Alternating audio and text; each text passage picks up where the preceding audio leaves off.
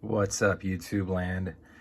Here to go over some Northwood knives.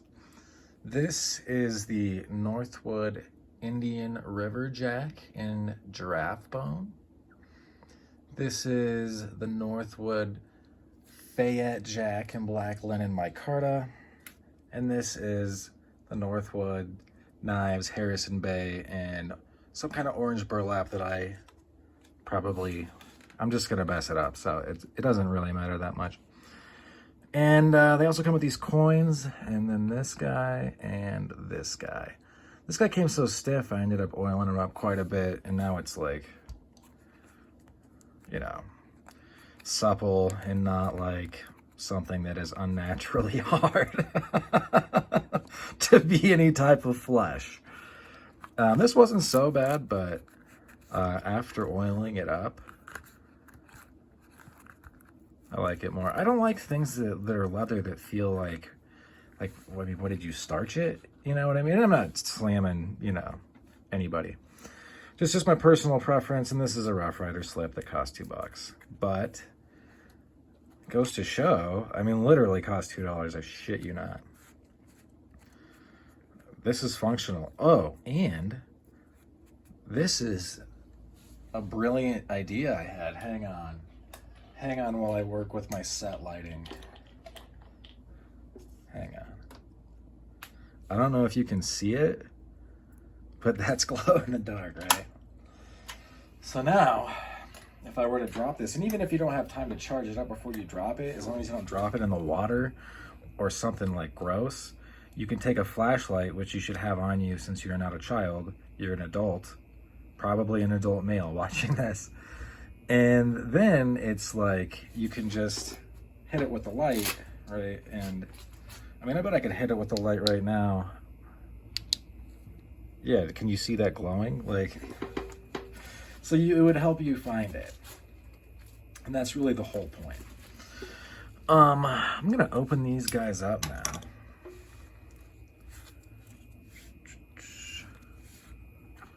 We'll go ahead and shoo those away. Got this guy. This thing that is much more imposing in hand. Like you would never think that this is actually a little smaller than this.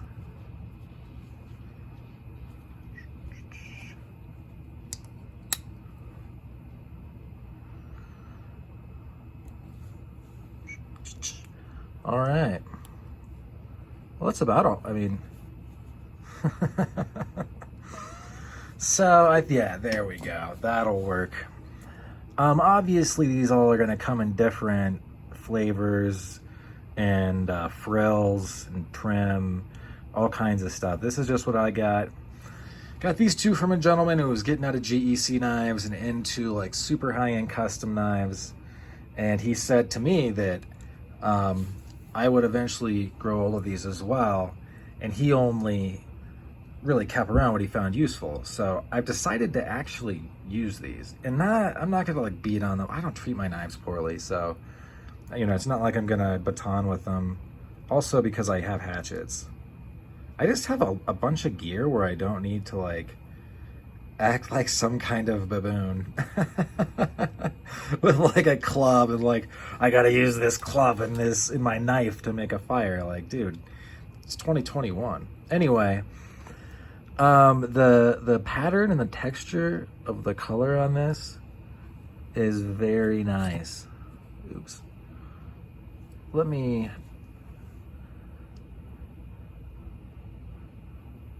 super elegant, super classy, and classic. I'm gonna go ahead and close this up since it's kind of bumping into stuff.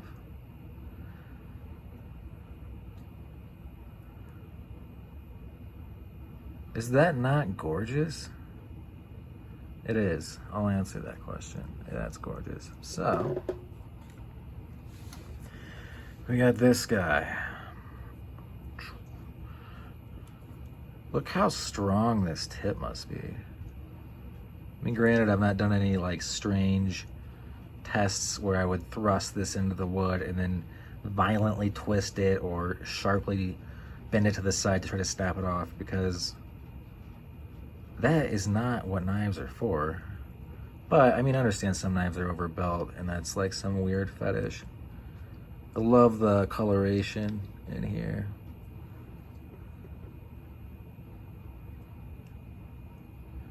Again, I've said this in other videos, I use Renaissance wax. I realize some people are like, they have to use Ren wax or beeswax because those people will like promise you that you can eat that on food. And maybe so. Maybe they can promise that. I can't promise you that if you were to eat Renaissance wax, you wouldn't probably be poisoned. But the little bit that's gonna transfer from this to your food, I've used the, it's not around me. I've used the entirety of like their smaller bottle, 65 milliliter, and just ordered a 200 milliliter replacement. They come in those little tins from England. And I'm excited to get it because I'm gonna use it on my guns. I saw something from some, you know, online outdoor outfitters, and they had basically used it on a bunch of guns and it worked great. That's the short of the long of it. So I'm gonna use it to treat my firearms as well. Because honestly, like I see people that, you know, are way more into GEC than me that spend way more time fucking around with mineral oil. And look, mineral oil has its place. I use it on the joints, but if you're trying to use it to like keep your blades from oxidizing, you're gonna have a lot easier time with the Renaissance wax that they use at places like the Smithsonian Institute to preserve things. I mean, let's be real, guys. That's expecting like beeswax to do the same thing and actually preserve a knife. Because basically you're taking the idea of collecting and preservation, which I'm using these, so these will be not in pristine condition soon. But you're taking the idea of, you know, we're gonna keep this thing pristine like it's in a museum, but then when it's like, people are like, you should use that stuff the museums use. It's like, no, I'm gonna use this stuff to make it also I could eat. That's just silly. So this took me a couple years to go through. That's years and years. I'm not joking. That is not any type of exaggeration. And this will be gone soon, and I will be back to, or I'll be on to the next one. It'll be even bigger. But the way these are very different, but obviously they have similarities and are subtly the same.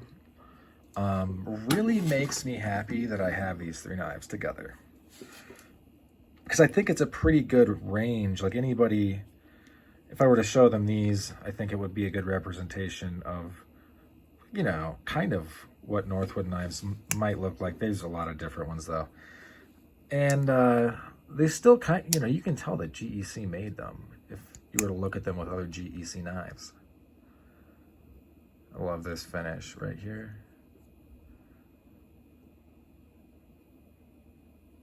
Yeah, and because I have this little guy, I'm basically like moving the little knives that I have. I got a couple of like Templars. I already been moving the other 06s out of the collection just because I wasn't super into them. This thing is awesome. And there's like, it just leaves no doubt in your mind that this is actually going to be useful. The construction of it. I know some people aren't into little knives, but this doesn't feel like a little knife in your hand. Honestly, it feels like a little tool meant for cutting. And I think this is hang on, I can't tell if that's a flat grind or a subtle hollow grind.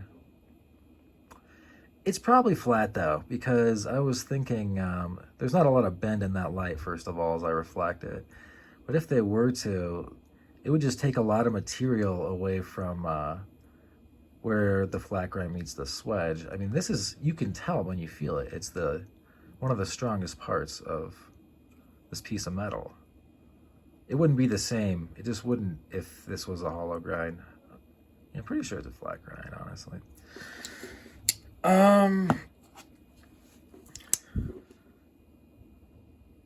That one is has a little bit of a hollow grind to it, and you can feel it too. Does it? Oh my God, yes, I think it does. I think it's very subtle though. Maybe it's a flat grind. It's probably flat, I don't know. I can't tell.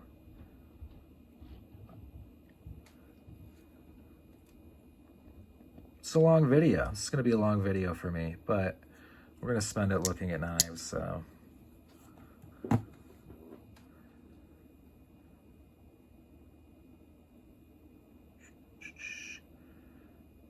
Pretty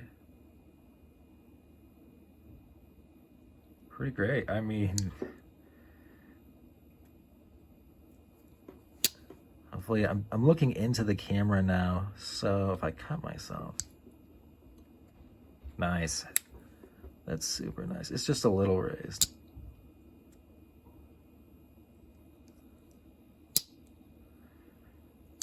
I think that this, I mean, I really like equal end knives, so obviously I'm really gonna like this knife. But I think that this might be the perfect knife for me. And then these other guys are like, they're just awesome. But they're like, I mean, there's so much Northwoods-y. The classicness of this really attracts me to it. But I really like some of the aspects of these knives. I mean, I think it's funny that such a capable thing is so small. They're interesting pieces of cutlery. I mean, obviously I like knives probably much more than the average person, but I mean, also most people don't carry knives, and then they don't carry anything, right? And then like, if anything happens, they're just totally at the mercy of who they can reach on their phone. That's the state of readiness. People to have no accountability for themselves or for their families, and it's sad because, I mean, when natural disasters that like could pretty easily be prepared for happen, like there's needless suffering and death. And that's just the facts. I'm not being dramatic. This is the beginning of March 2021. These are not dramatics, you know?